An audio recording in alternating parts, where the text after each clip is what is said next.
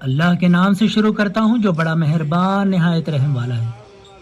اور وہ وقت یاد کرو جب لقمان نے اپنے بیٹے سے اس کی نصیحت کرتے ہوئے کہا، اے بیٹا خبردار کبھی کسی کو خدا کا شریک نہ بنانا، کیونکہ شرک یقینی بڑا سخت گناہ ہے جس کی بخشش نہیں۔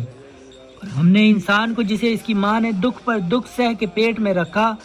اس کے علاوہ 2 برس میں جا کے اس کی دودھ بڑھائی کی، اپنے اور اس کے ماں باپ کے بارے میں تاکید کی کہ میرا بھی شکریہ ادا کرو اور اپنے والدین کا بھی، اور آخر سب کو میری طرف لوٹ کر جانا ہے۔ اگر تیرے ماں باپ تجھے اس بات پر مجبور کریں کہ تو میرا شریک ایسی چیز کو قرار دے جس کا تجھے کچھ بھی علم نہیں، تو تو اس میں اس کی اطاعت نہ کر مگر تکلیف نہ پہنچانا، اور دنیا کے کاموں میں ان کا اچھی طرح ساتھ دے، اور ان لوگوں کے طریقے پر چل جو ہر بات میں میری ہی طرف رجوع کرے، پھر تو آخر تم سب کو رجوع میری ہی طرف ہے۔ تب دنیا میں جو کچھ تم کرتے تھے اس وقت اس کا انجام بتا دوں گا۔ اے بیٹا اس میں شک نہیں کہ وہ عمل اچھا ہو یا برا، اگر رائی کے دانے کے برابر بھی ہو، اور پھر وہ کسی سخت پتھر کے اندر یا آسمانوں میں یا زمین میں چھپا ہوا ہو، تو بھی خدا اسے قیامت کے دن ضرور حاضر کرے گا۔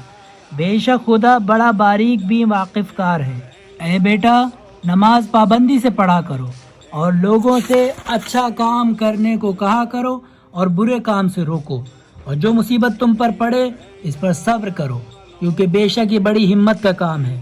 اور لوگوں کے سامنے غرور سے اپنے منہ نہ پھلانا اور زمین پر اکڑ کر نہ چلنا، کیونکہ خدا کسی اکڑنے والے اور اترانے والے کو دوست نہیں رکھتا۔ اور اپنی چال ڈھال میں میانہ روی اختیار کرنا، اور دوسرے سے بولنے میں اپنی آواز دھیمی رکھو، کیونکہ آوازوں میں تو سب سے بری آواز چیخنے کی وجہ سے گدھوں کی ہے۔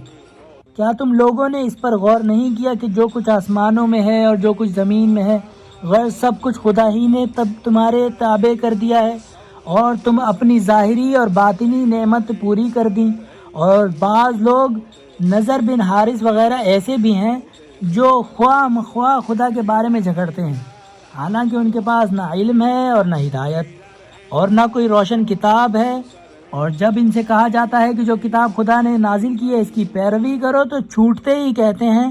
کہ نہیں، ہم تو اسی طریقے پر چلیں گے جس پر ہم نے اپنے باپ داداؤں کو پایا۔ بھلا اگرچہ شیطان ان کے باپ داداؤں کو جہنم کے عذاب کی طرف بلاتا رہا ہو، تو بھی انہی کی پیروی کریں گے۔ اور جو شخص خدا کے آگے اپنا سر تسلیم خم کرے اور وہ نیکوکار بھی ہو، بے شک اس نے ایمان کی مضبوط رسی پکڑ لی، اور آخر تو سب کاموں کا انجام خدا ہی کی طرف ہے۔